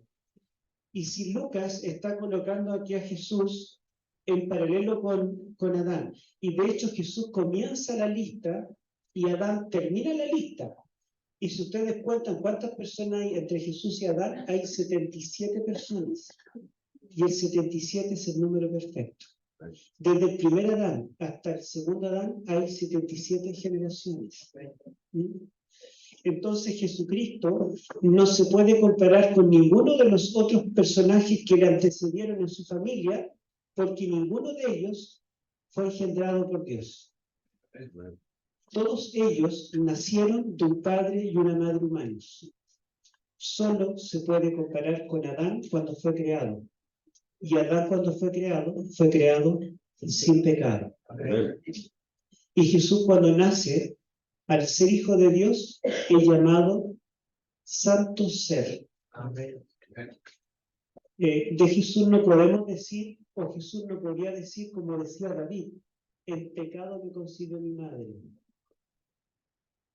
Y no es que su madre haya adulterado, porque su madre estaba casada con Isaí, era un matrimonio, ¿verdad?, con la bendición de Dios, por lo tanto no nació en una relación de pecado. Pero él dice, el pecado me concibió mi madre, porque él está diciendo, ¿verdad?, que él desde que nació, ¿verdad?, con la herencia del Adán caído, nació con una tendencia al pecado. Por lo tanto, él ruega, crea en mí, oh Dios, un corazón nuevo y renueva un espíritu recto dentro de mí. En cambio, no podemos decir que Jesús nació en pecado o con naturaleza pecaminosa, porque Jesús, según el ángel Gabriel, nació como un santo ser. Y es el único humano en la Biblia que es llamado santo. Ahora, la declaración del Padre, cuando dice, tú eres mi Hijo amado, ¿verdad? Y después que termina diciendo que Adán es hijo de Dios, fíjese que inmediatamente el texto dice, Jesús, lleno del Espíritu Santo, volvió del Jordán, fue llevado por el Espíritu al desierto por 40 días y era tentado por el diablo, no comió nada en aquellos días, pasados los cuales tuvo hambre. Entonces el diablo le dijo, si eres hijo de Dios. Elena de White, en el Deseo a toda la gente, dice que Satanás estuvo presente en el bautismo y escuchó la voz del Padre que dijo, tú eres mi Hijo amado. Por lo tanto, Satanás ahora viene a cuestionar esta afirmación de Dios. Viene a poner en prueba, ¿verdad?, la humanidad y la divinidad de Cristo. Y Elena de White dice que las tentaciones del desierto son equivalentes a la tentación que experimentó Adán en el jardín del Edén. Y hace un paralelo. Dice que el primer Adán estaba en un huerto, Jesús, el segundo Adán, en un desierto. El primer Adán no tenía hambre, porque de todos los frutos del huerto podía comer. Jesús tenía hambre, porque 40 días no había comido nada. O sea, hace un paralelo entre Jesús y las tentaciones del desierto, con Adán, las tentaciones del Edén. Cuando Adán fue tentado en el Edén, ¿había caído? ¿Enfrentó las tentaciones con naturaleza caída o no? No caída. Entonces, si vamos a comparar a Jesús con Adán, como el segundo Adán, Jesús tendría que enfrentar la tentación en las mismas condiciones del primer Adán, ¿verdad? Antes de caer. Pero sí, ustedes van a encontrar declaraciones de la hermana de White, donde dice que Jesús vino con la naturaleza caída de Adán. Hay muchas. Y también van a encontrar declaraciones donde ella dice que Jesús vino con la naturaleza no caída de Adán, con la naturaleza santa, antes de que cayera. Bueno, esto ha sido debate, ¿verdad? Pero yo no voy a tocar ese tema porque es largo, pero el pastor Tim Poirier publicó un artículo, él fue un fideicomisario, donde se encontró en la biblioteca de Elena de White un libro que usaba la hermana de White, donde hablaba de Jesús, la naturaleza de Jesús, y estaba escrito por un pastor bautista. Entonces él decía que Jesús vino con las dos naturalezas, la caída y la no caída. Entonces él decía que Jesús vino con la naturaleza caída en el sentido de que Jesús no medía 4 metros como Adán, sino que tenía la estatura de un hombre con 4.000 años de consecuencias del pecado, ¿verdad? Una estatura normal. Jesús no tenía la fortaleza de Adán cuando fue creado, sino que tenía la fortaleza de un hombre de su tiempo. ¿Mm? Y entonces, él dice, este pastor bautista, que Jesús en ese sentido vino con la naturaleza del Adán caído. Pero en cuanto a la parte moral en relación con el pecado, él dice que vino con la naturaleza de Adán no caído, porque Jesús no cometió pecado como Adán, y no heredó la pecaminosidad de Adán, no heredó la naturaleza caída, sino que él nació como un ser santo. Y lo interesante es que Elena de White tiene todo subrayado esas páginas, donde este pastor dice que vino con las dos naturalezas. Y ese libro, dice el pastor Tim Poirier, que puede ser la clave para entender por qué Elena de White en algunas partes nos dice que Jesús vino con la naturaleza del Adán caído, y en otras partes nos dice que vino con la naturaleza del Adán no caído. ¿Cómo lo entendía ella? Al parecer lo entendía en la forma como este pastor bautista lo explica en su libro. ¿Por qué? Porque ella no solo tenía este libro en su biblioteca, sino que también lo tenía subrayado, estos párrafos. ¿Mm? Bueno, entonces fíjense que la primera tentación es: si eres hijo de Dios, di que estas piedras se conviertan en pan. Yo les pregunto, hermana, ¿cuál es su nombre? Daniela. Daniela. Hermana Daniela, cuando usted tiene mucha hambre y no tiene nada para comer, ¿se siente tentada de convertir una piedra en pan? ¿Por qué? Porque no podría. Ni con el hambre que tengo. La hermana Daniela dice: aunque tenga mucha hambre, no tiene el poder para convertir una piedra en pan. Yo pregunto, cuando Satanás me tienta a robar, ¿yo puedo robar? ¿Sí? ¿Hay algo adentro de mí, una naturaleza egoísta que quiere para él? Por ejemplo, si yo tengo deuda y veo ahí 1.000.000 de pesos, ¿será que hay algo dentro de mí que me impulsa a tomar ese 1.000.000 y sacarlo? Hay algo dentro de mí, ¿verdad? O sea, no solamente está apelando a una necesidad exterior, sino que está apelando también a una naturaleza interna que hay en mí, y una naturaleza, ¿verdad?, que me impulsa a robar. A lo mejor no soy ladrón, pero sí es una tentación para mí, ¿verdad? 1.000.000 de pesos si tengo deuda en todas partes. ¿Mm? Entonces, si Satanás tentaba a Jesús a convertir piedra en pan, ¿será que él podía hacerlo? Sí, porque de hecho él había escuchado que Dios mismo dijo que era su hijo. ¿Y qué significa en la mentalidad bíblica hijo de Dios? Divino, significa que es Dios. Y cuando Satanás dice: si eres hijo de Dios, cuando nosotros preguntamos si eres, es como cuestionar, ¿verdad? Es como poner en duda. Y la hermana de Juan dice que aunque en el desierto aparentemente estaba Jesús solo con Satanás, dice que estaban todos los millones de seres no caídos. Todos los seres de otro mundo estaban contemplando esa escena. No podían intervenir ni ayudar a Jesús, pero contemplaban.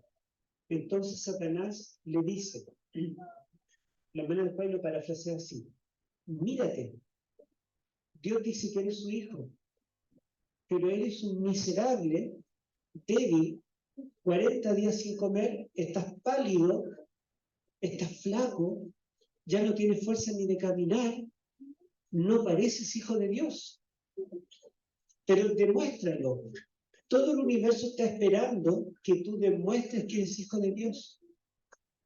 Mira, si tú conviertes las piedras en pan, entonces todos van a quedar convencidos de que eres Dios. Quiero ayudarte. Incluso dice Elena de Juan que se presenta como un ángel bueno, un ángel de luz. Mírame a mí, soy un ángel de luz. Demuestra ante los ángeles no caídos que tú eres Dios.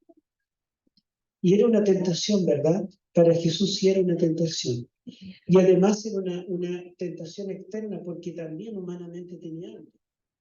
Había dos cosas allí: una necesidad interna y una necesidad externa. Entonces, ¿verdad? Si Jesús, ¿qué hubiera pasado si Jesús convierte las piedras en pan y se come un buen sándwich de lechuga con tomate? A ver, ¿qué hubiera pasado? ¿Habría pecado o no? ¿Es pecado comer pan? No, el pecado habría sido obedecer a Satanás y no a su padre, ¿verdad? Jesús venía igual a tú y a mí. Venía a depender de Dios como cualquier humano. Pero si él usaba su naturaleza divina, ¿verdad?, para satisfacer sus necesidades, entonces tendría ventaja sobre nosotros. Y nosotros diríamos, no se vale porque yo soy humano, ¿verdad? No tengo poder divino y Jesús sí.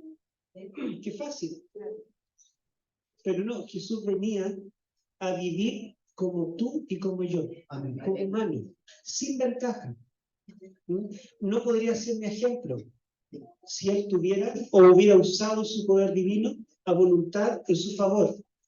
Entonces Jesús, ¿verdad?, se hubiera convertido las piedras en pan, hubiera pecado. Y si hubiera pecado, serviría como el sustituto del hombre pecador. ¿Podría ser el cordero sin mancha? ¿Su sacrificio en la cruz habría tenido valor? No. Jesús hubiera fracasado y el plan de salvación también, y nosotros estaríamos eternamente perdidos. Si Jesús cede a la tentación, estaríamos perdidos. Ahora yo les pregunto, ¿no habría sido más fácil para Satanás traerle un plato de comida y ponérselo ahí que el aroma? Cuando nosotros tenemos mucha hambre y sentimos un plato, pasamos por un restaurante y sentimos el olor, ¿acaso no nos dan ganas de comer? O cuando vemos el color allí, la fruta coloradita, ¿verdad? Algo rico, sabroso, al mirar ya nos sentimos tentados. ¿Por qué Satanás no le presentó un plato de comida?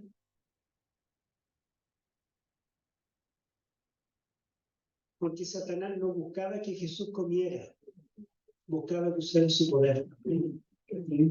¿Se dan cuenta? Ahora, las tentaciones, Mateo era cobrador de tributos. Y Mateo todo lo coloca en el orden correcto. Si ustedes quieren saber cuál es el orden correcto de los acontecimientos, lean Mateo. Mateo nos dice que primero lo tentó a convertir las piedras en pan. En segundo lugar, lo tentó a... ¿cuál fue la segunda tentación? Fue...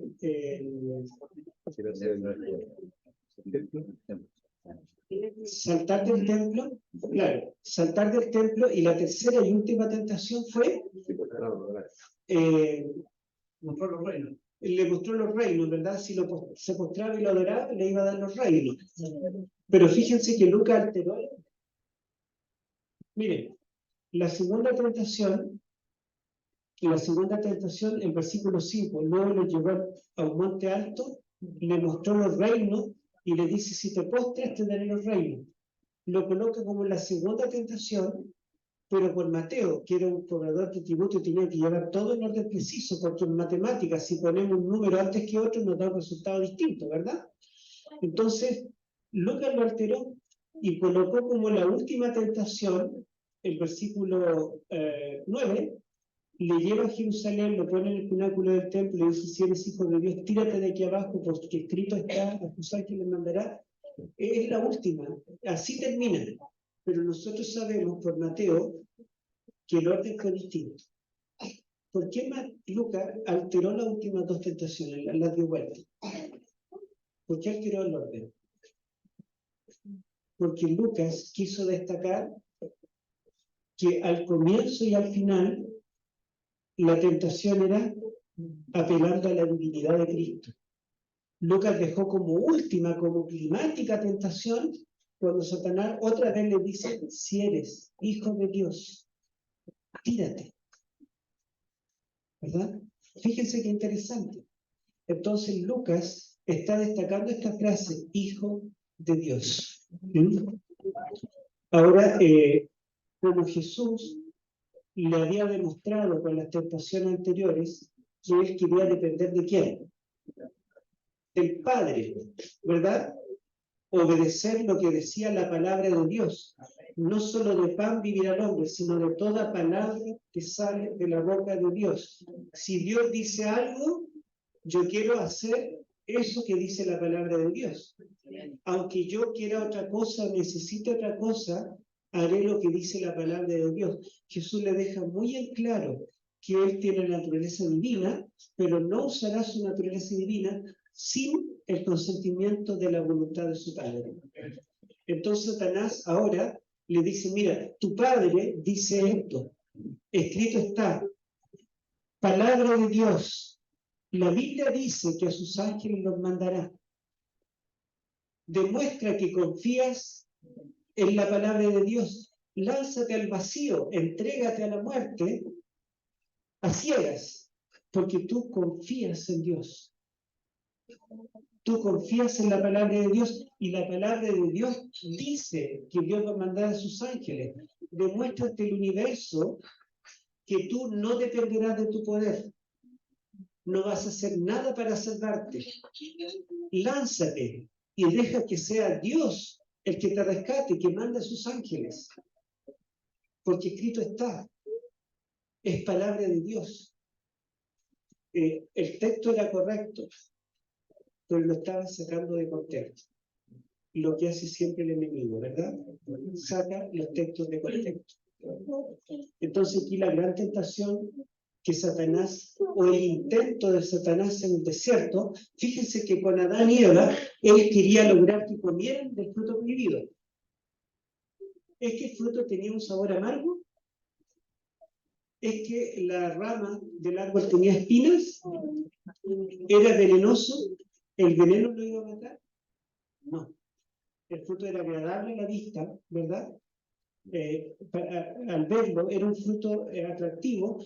No es que el fruto fuera malo, sino que comer del fruto era desobedecer la voluntad del Padre. Adán y Eva cayeron en ese pecado, en que en vez de obedecer a Dios, obedecieron al enemigo de Dios. Satanás quería que Jesús, en vez de obedecer a Dios, lo obedeciera a él. Y Jesús no cayó. Jesús dependió del Padre. Pasó la prueba. La prueba que el primer Adán no pasó, fracasó, y en Adán todos mueren. El segundo Adán la pasó, venció, y el segundo Adán todos viven. Son un contraste. Nosotros decimos que David fue un tipo de Cristo, porque Jesús es el hijo de David, va a reinar como David. Decimos que José en Egipto fue un tipo de Cristo, porque al igual que José, Jesús fue vendido por los suyos, ¿verdad? Padeció, salvó al mundo, pero saben que la Biblia solo menciona un tipo de Cristo. La palabra tipo, antitipo, se utiliza solo una vez en la Biblia para referirse a Jesús con alguien. Romanos 5, 12 al 21 dice que Adán era tipo del que habría de venir. O sea, el único personaje que puede ser llamado bíblicamente tipo de Cristo es el primer Adán. Ningún otro ser humano se puede comparar con Jesús. Por lo tanto, Jesús es como el hombre, como el primer Adán, en el aspecto de la pecaminosidad. Es el único tipo de Cristo. Y como Jesús, al igual que Adán, en el desierto de la tentación, no era un ser caído, la prueba determinaría si él caería o no caería. Es ese momento, en Lucas 4, en que Jesús podría haber transformado en un hombre caído, si hubiera caído, si hubiera obedecido al enemigo en vez de a Dios. Pero no cayó. Por lo tanto, se mantuvo sin caída.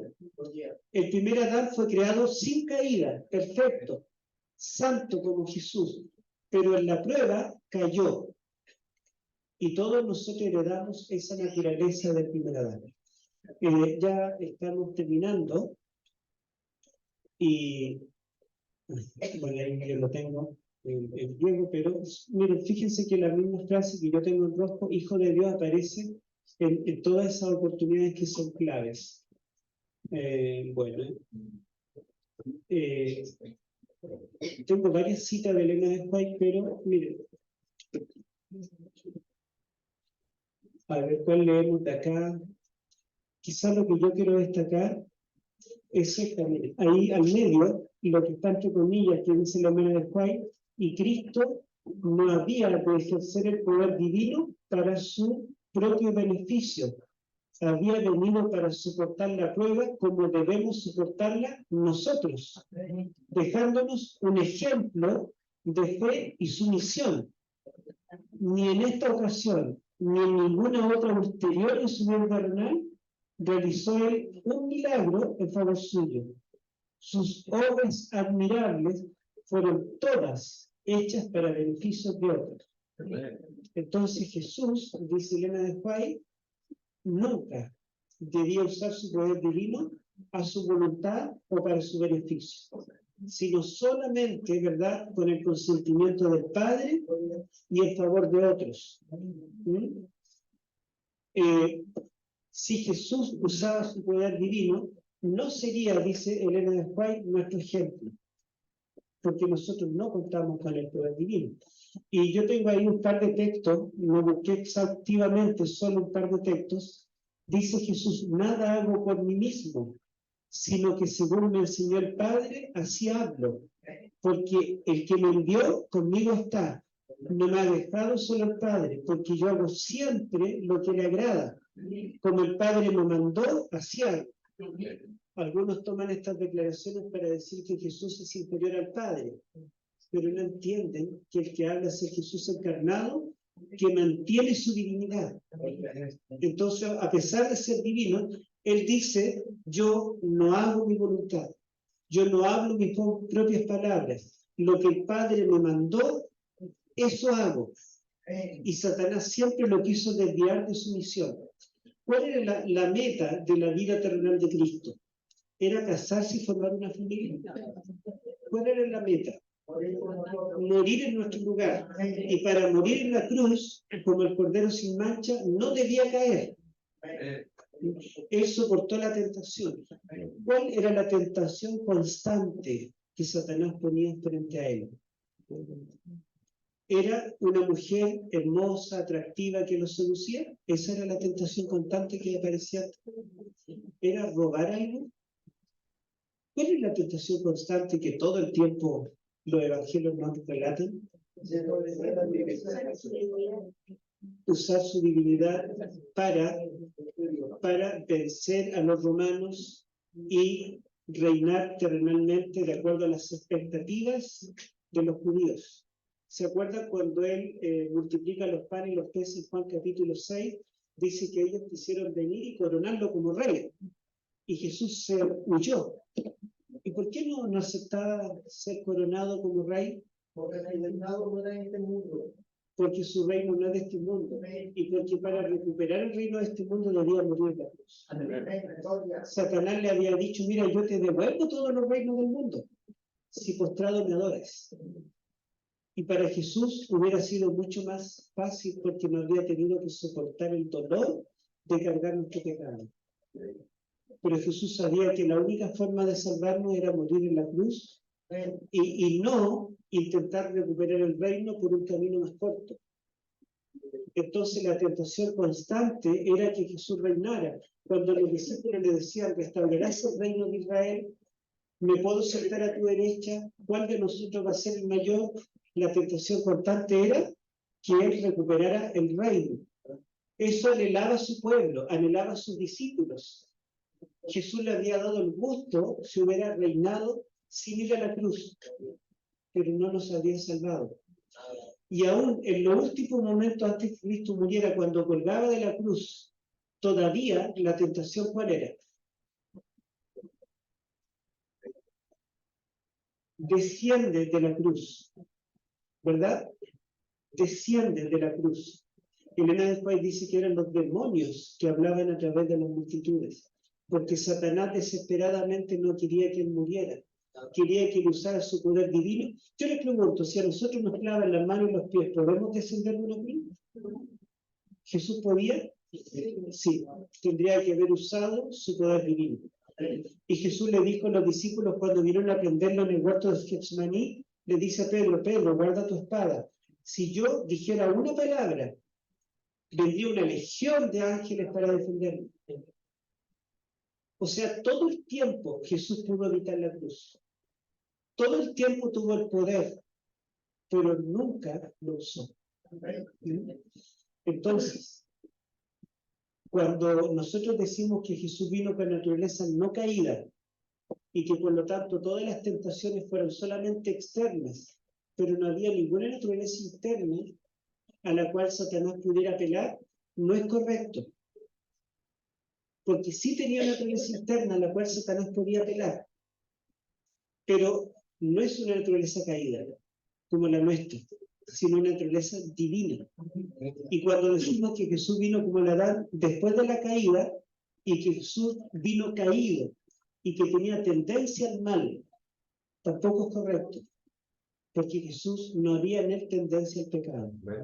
Él vino sin caer, fue probado, pero no cayó. Por eso fue el Cordero sin mancha. Entonces podemos decir que Jesús es como Adán antes de la caída y como Adán después de la caída. El Adán antes de la caída, Satanás no tenía ninguna naturaleza interna a la cual apelar. No había una naturaleza caída en él. No había una tendencia a la desobediencia, porque Adán era bueno en gran manera. Era perfecto en todos los sentidos. Y la única tentación era externa, ¿verdad? Y fíjense que la tentación para Adán y Eva fue, si comen, serán como Dios. Y a Jesús, si eres hijo de Dios, come. En otras palabras, el desafío no era en contra de la humanidad. El desafío era un desafío abierto a Dios y a su gobierno. Adán y Eva se rebelaron contra el gobierno de Dios cuando obedecieron a Satanás. Jesús nunca se rebeló al gobierno de Dios. Él se hizo dependiente, siempre. Y ese es nuestro ejemplo. Jesús es nuestro ejemplo. Y para terminar, Jesús entonces tuvo una tentación externa, porque si él tuvo hambre, si él era humano y él podía tener todo lo que las necesidades nuestras, pero también tenía una tentación que apelaba a una naturaleza interna que él tenía que soportar, retener. Era su divinidad. ¿Nosotros tenemos tentación externa? Sí, Satanás nos tienta desde fuera, pero también tenemos una naturaleza interna, ¿verdad?, a la cual él apela. Porque podemos estar en un monasterio encerrado sin ver nada pecaminoso, pero aún así en nuestra mente surge el pecado. Porque Jesús dijo, del corazón brotan los malos sentimientos, las pasiones, los adulterios, los robos. El pecado emana de adentro porque tenemos una naturaleza caída. Y Jesús no tenía esa naturaleza caída, pero sí tenía una naturaleza divina. Cuando Satanás nos tienta a nosotros a rebelarnos contra Dios, él apela a la naturaleza carnal, ¿verdad? Apela a esa naturaleza caída nuestra, a las pasiones humanas. Lo mismo hizo con Jesús, pero en cuanto a la divinidad. Por lo tanto, Jesús es igual y especial a la vez. Lucas destaca que él fue especial, fue el único ser santo que nació, que se mantuvo santo, que murió y resucitó santo. Por lo cual tenemos un sumo sacerdote santo, glorioso, apartado de los pecadores y hecho más sublime que los cielos. Amén.